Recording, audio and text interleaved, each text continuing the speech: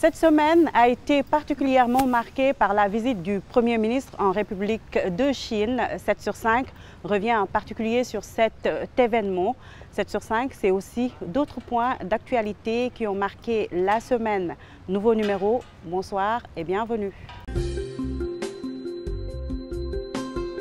Nous démarrons par cette décision du chef de l'État. Le président Bassirou Diomaye Diakhar Faye a rappelé au gouvernement l'impératif de prendre toutes les mesures et dispositions idoines afin d'assurer sur l'ensemble du territoire national une bonne organisation des examens et concours, notamment le baccalauréat général et le brevet de fin d'études moyennes.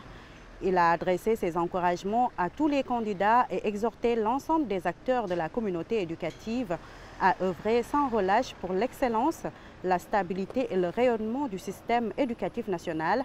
Il a informé qu'il présidera la cérémonie de remise des prix aux lauréats du concours général le 31 juillet 2025. Toujours avec le chef de l'État qui était au Conseil supérieur de la magistrature réuni ce jeudi.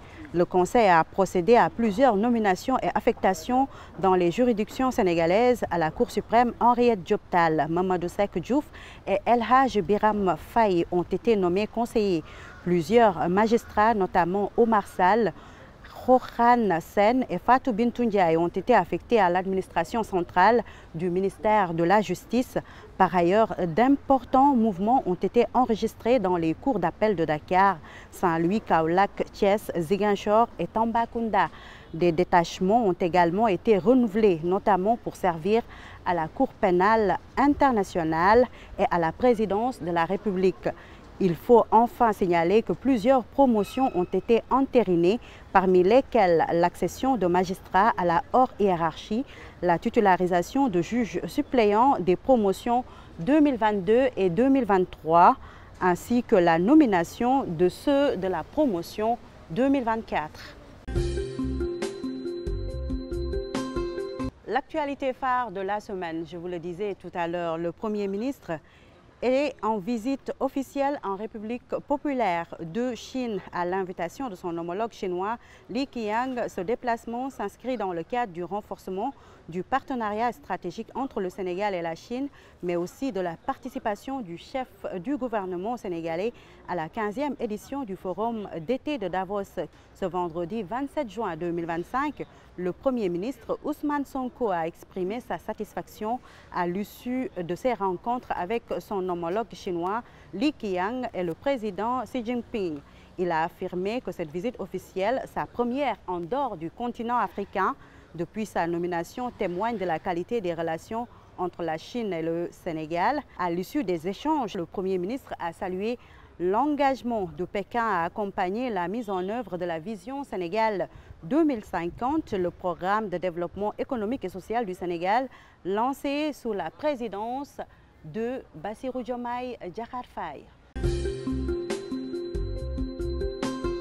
Les députés étaient en séance plénière ce vendredi matin à l'Assemblée nationale. L'ordre du jour portait sur l'examen de la proposition de loi numéro 10/2025 relative au règlement intérieur de l'Assemblée nationale.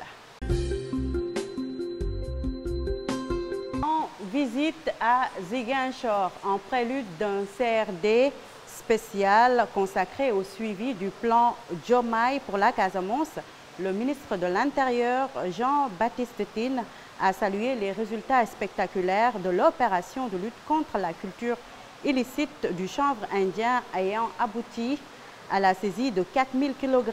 Le général Tine a appelé à une approche globale combinant répression, développement local et sensibilisation pour éradiquer durablement ce fléau. Société à présent, un immeuble en construction s'est effondré mercredi matin à Touba 28, provoquant la mort d'au moins 3 personnes selon nos sources. Les opérations de recherche étaient jusqu'à hier en cours. L'origine de l'effondrement reste pour le moment inconnue. Agenda, c'est-à-dire l'actualité pour ce week-end, ce samedi 28 juin, s'annonce particulièrement dense à l'Assemblée nationale. La journée débutera dès 9 h par une nouvelle séance plénière consacrée cette fois-ci à l'examen de la loi de finances rectificative. En début d'après-midi, c'est-à-dire à partir de 15 h, les députés seront de nouveau sollicités pour le débat d'orientation budgétaire, un exercice annuel au cours duquel le gouvernement présente les grandes lignes de sa stratégie économique et budgétaire pour l'année à venir. C'est la fin de ce numéro de 7 sur 5, c'est-à-dire le résumé de l'actualité de la semaine en 5 minutes. Et comme je vous le disais, ça a été marqué par la visite du Premier ministre en République populaire de Chine. Je vous laisse maintenant suivre la vue de la semaine. Excellent week-end. Au revoir.